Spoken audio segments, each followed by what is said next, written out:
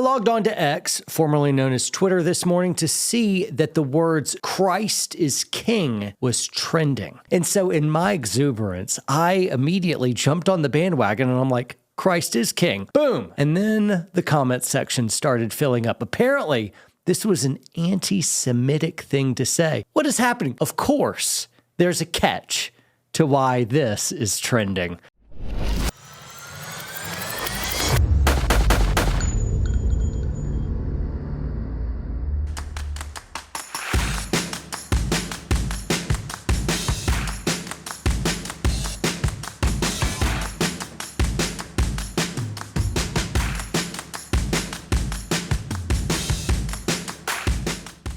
After posting Christ is King, I started finding out some of why people are posting this. And they're not all posting it for good reason. Some people are posting it even though they don't actually believe it at all. Some people are posting it as an anti-Semitic, a Jew-hating kind of thing.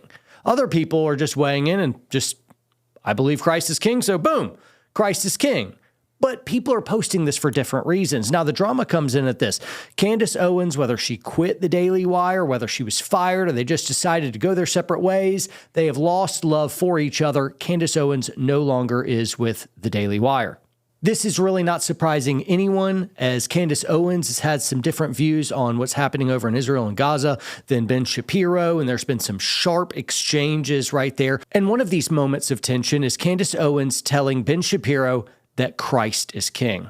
This has led other people to get real upset and say, well, yeah, even if Christ is King, you don't do that. You don't snub your nose at your former Jewish employer because y'all are having difficulties and whatever. And so some folks are saying, hey, this is really tacky behavior. Even if it's true that Christ is King and you know that to be a fact, using it in anger or upset to kind of snub your nose at your Jewish employer is tacky. It's bad evangelism. It is a misuse of scripture to basically weaponize it, to cudgel someone. And the problem is even if you were right, doing so, especially in a public format, can look pretty darn tacky if that's what's going on. For my part, I would love for Ben Shapiro to become a Christian. And so engaging in something like that, I think I would come off as small and petty and vindictive to his. Now, people say stuff in anger all the time, and so maybe that was a point of theological contention before them, and maybe he said something and she said,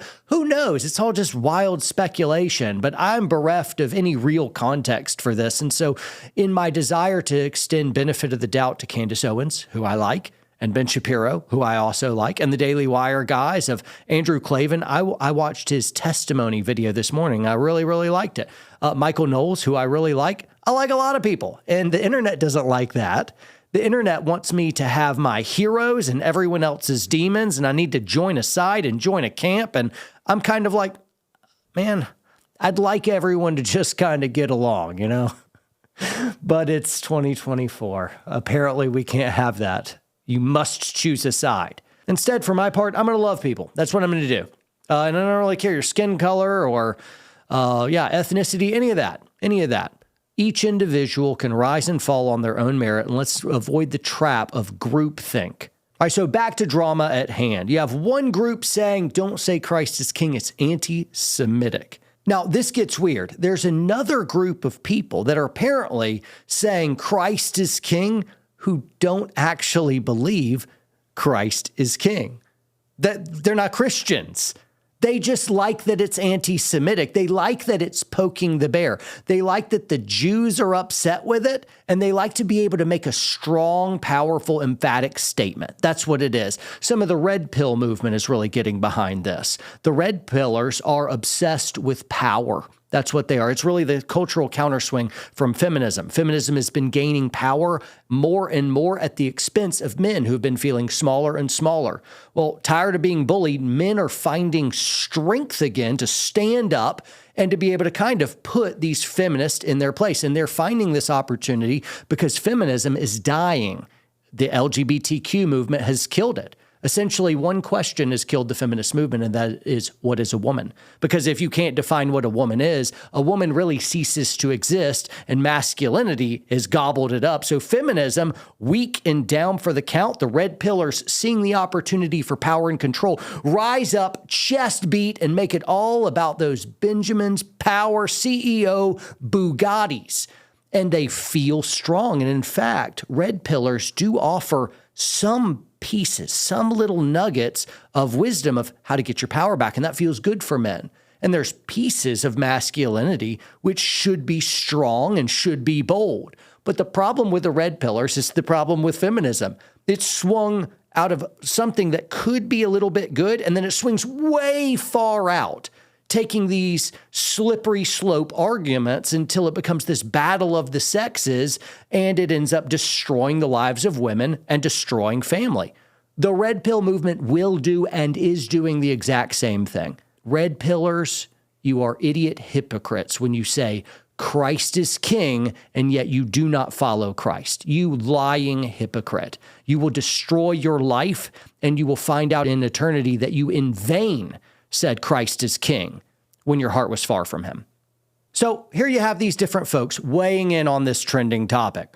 One is using those words as a cudgel to people that you may not like. Perhaps you mean it in an anti-Semitic way. Well, you're an idiot. Second group doesn't even think Christ is king. They just want that power. They want to be making some profound, kind of powerful statement. Even if they reject it, they are hypocrites to the actual truth. It's just they like the power that is gained and the attention that comes from trolling. Make a powerful, emphatic statement. True or false, doesn't matter, but be powerful and confident in saying it. And the bigger the reaction, the stronger you are. You're a lightning rod of a controversy, and that's what's happening. Now, there's a third group, and that's the people that say Christ is king because they actually mean it. They know it to be true. I'm in this category. I think one day, when all of us have died, we will stand before God, creator of heaven and earth, and we will find Jesus on the judgment seat, and every knee shall bow and every tongue confess that Jesus is Lord. And now that day will go very well for you or very, very bad for you. Now, for my part, this isn't just a simple spiritual or religious sentiment. I'm not believing it because I just feel it. And you may feel different. I'm like, oh yeah, it's okay. I'm like, no, I think truth is narrow and exclusive. You're right and I'm wrong. Or you're wrong and I'm right. Or we're both wrong, but we can't both be right, saying two completely antithetical statements. Now, I believe the data, everything that we know, and as we just think through this logically, rationally, I think the most common sense way to really put all human history, critical thinking, philosophy, theology, the sciences, and experience all together so that we could just see what really is, I believe that Christ is king is the truest statement that you can say. Let me walk you through why. First, follow my logic here. Let's start with the origin of the universe. There must be a God. There has to be. The natural world, which we live in, under the natural laws, must proceed from the natural. It's what we know about everything. The chicken, the egg, the chicken, the egg, and you end up in this infinite regress where you come back to a big bang. And then from there, you're like, oh, cosmic soup. And all I have to do is basically ask this question: where did that come from? The Big Bang, where did that come from? How did everything come from nothing? Tell me how that sparked off. And typically what atheists will do, disingenuously I might add, is they'll say, well, first there was blah, blah, blah cosmic soup. And so they start with something that somehow inflation, Big Bang, but they'll always try to cheat and start with something in the ether that's going to somehow combust, infinitely dense. And I'm like, whoa, infinitely dense. So it was all there in the beginning, but then it just exploded. Where did all the stuff come from? You can't account for the natural world by using the natural world. The natural world would already have to exist to cause it. So you need something that always just existed and brought everything about from nothing, ex nihilo, and arranged it all, designed it, and then brought this chaos into multicellular conscious life. Yeah, good luck. you must invoke a supernatural cause, and that cause must be God. A supernatural being doesn't need a natural origin. A supernatural being could always have existed. And if you have creation, you have a creator. If you have design, you have a designer. If you have moral law, you have a moral lawgiver. God absolutely exists. It is impossible for God not to exist. So let this be point one. I'll rattle the other points off quicker. There is a God. There really is. Second thing is the God who created all created us as moral beings that are capable of communication. All of us have a conscience, and all of us know that we haven't lived up to our standard of right and wrong. We all have a conscience. We've all violated that. And the idea of right and wrong, it's what all of social media and politics is actually about. It's all about right and wrong. And so not only are we moral creatures, we are fiercely moral creatures. To the death, we would rather see ourselves die than violate certain moral ills. We are fiercely moral, and we're highly communicative. I'm doing that right now. You're listening. Some of you are upset and grumpy, and you're saying things too. We're all communicating, and we're moral agents. Now, the God who can create morality and communication has got to be capable of it himself. So I have every reason to believe that the God who made us cares enough to actually reach out and communicate. And so the question becomes, well, has God reached out and communicated?